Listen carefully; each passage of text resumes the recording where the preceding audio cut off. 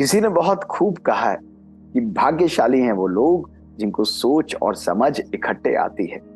अक्सर जब लोगों के पास समय होता है तो उनको समझ में नहीं आता, और जब तक समझ आती है तब तक समय निकल चुका होता है। ओम शांति दोस्तों, नमस्कार।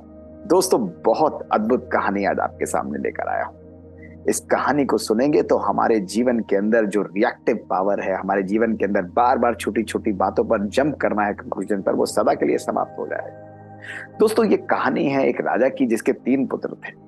उस 3 पुत्रों में वो ये निर्णय नहीं कर पाता था कि किस बच्चे को राजभाग दिया जाए। तो उसने तीनों बच्चों को अपने सामने बुलाया और एक बड़ी अद्भुत पहेली उनके सामने रखी, एक सिचुएशन रखी। उसने कहा कि आप बताओ कि इस सिचुएशन के अंदर क्या निर्णय करो।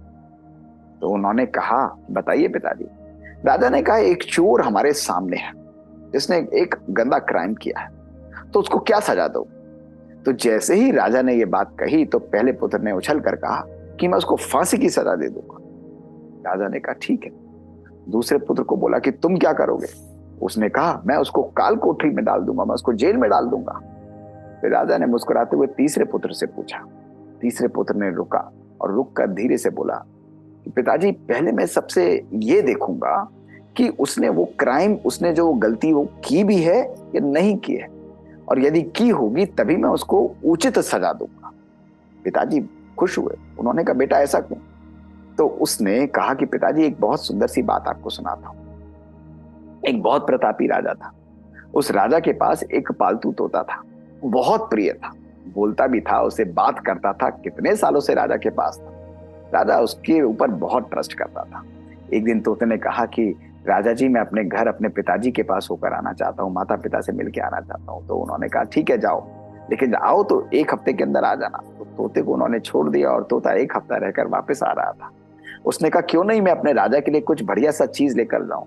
उसने कहा, मैं यहाँ से अमृत फल लेकर जाता हूँ, उस अमृत फल को कोई भी खाएगा तो अमर हो जाएगा। तोता बहुत प्यार करता था राजा को। तो उसने उस फल को लिया और लेकर जाने लगा। रास्ते में रात हुई।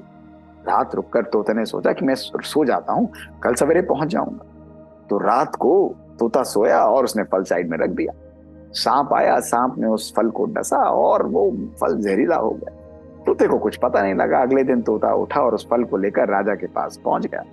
उसने कहा, राजन, मैं आपके लिए फल लाया हूं। तो राजा बहुत खुश हुआ। पर उसके मंत्री ने बोला, राजन ऐसा करिए ना, जरा इस फल को चेक तो कर लीजिए, ठीक है भी या नहीं।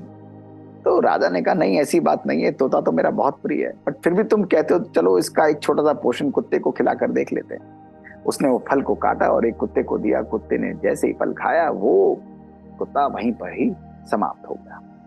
राजा एकदम हैरान हो गया। राजा को इतना क्रोध आया, उसने अपनी तलवार निकाली और तलवार से धड़ से अपने तोते का सर अलग कर दिया और कहा, इस फल को, इस बीज को बाहर फेंकवा दो ताकि कोई भी इसको ना खाए, ये तो विषिक्त है, ये तो जहरीला है। दोस्तों, फल और जैसे ही वो बीज बाहर फेंकवाया, धीरे धीरे 1 वर्ष के अंदर वो पेड़ जो है वो ग्रो कर गया और उसके अंदर फल आने लगे। राजा ने वहां लगवा दिया कि कोई भी इसके फल को नहीं खाएगा। एक दिन अनजाने में एक बूढ़ा व्यक्ति आया और बूढ़ा व्यक्ति रात को थका हुआ था, उसे भूख लग रही थी। उसने फल लिया और फल निकाल कर खा लिया। फल तो अमृत फल था, बहुत बढ़िया था, उसमें कहां जहर था। जैसे ही उसने खाया, वो एकदम जवान हो गया, परफेक्ट हो गया, उसका स्वास्थ्य बढ़िया हो गया। वो राजा के पास पहुंचा और उसने कहा कि राजन, आपका बहुत धन्यवाद, आपने तो अद्भुत पेड़ लगा रखा है। राजा ने कहा, क्या हुआ। उसने कहा, ऐसे ऐसे ये पेड़ था, इसका फल मैंने खाया और देखिए मैं तो कितना फ्रेश हो गया, बिल्कुल हेल्दी हो गया, जवान हो गया। राजा के सामने वो पूरी बात आ गई। उसने सोचा कि वो तोता तो सच में अच्छा फल लाया था, उसे जरूर किसी सांप या किसी चीज ने डसा होगा। आज उसी के बीच से इतने बढ़िया अमृत फल निकल रहे हैं और देखो इसका तो रूप रंग ही बदल गया। राजा की आंखों से आंसू आ गए कि उसने बिना सोचे समझे अपने तोते को मार दिया और एक प्यारे से तोते को उसने खो दिया। इसलिए पिताजी, इस कहानी को जब मैंने सुना तो मेरे मन में सदा ये स्मृति में रहता है कि बिना सोचे समझे कभी भी निर्णय नहीं लेना चाहिए। अगर हम किसी की बात को बिना सोचे समझे, बिना एक्चुअली एनालाइज किए हम उस चीज पे निर्णय ले लेते हैं तो अक्सर हमारा निर्णय गलत भी हो सकता है। राजा अपने पुत्र की बात सुनकर भाव विभोर हो गया, उसे गले लगा लिया और कहा कि तुम ही इस सिंहासन के सच्चे उत्तराधिकारी हो। दोस्तों, ये कहानी हमारे जीवन की कहानी।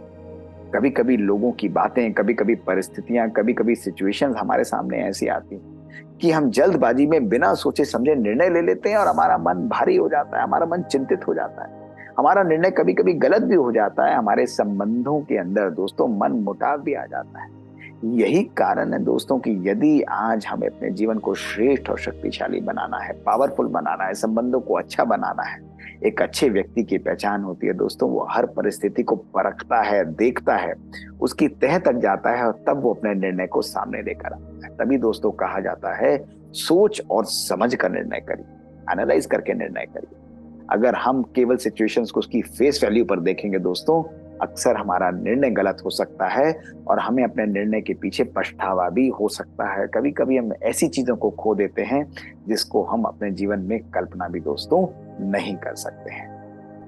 हमारे परिवारों में, हमारे रिश्तों में मनमुटाव का कारण है हमारा जल्दबाजी में निर्णय करना, हर सिचुएशन के ऊपर जजमेंट पास कर देना, हर सिचुएशन के ऊपर तुरंत तुरंत अपने रिएक्शन को दे देना। दोस्तों, इन सब बातों को समाप्त करने के लिए धैर्यता का गुण धारण करें। जब जीवन में धैर्यता आती है, हम सिचुएशन को समझते हैं, तो हमारा निर्णय दोस्तों हमेशा यथार्थ होता है। शुक्रिया। ओम शांति।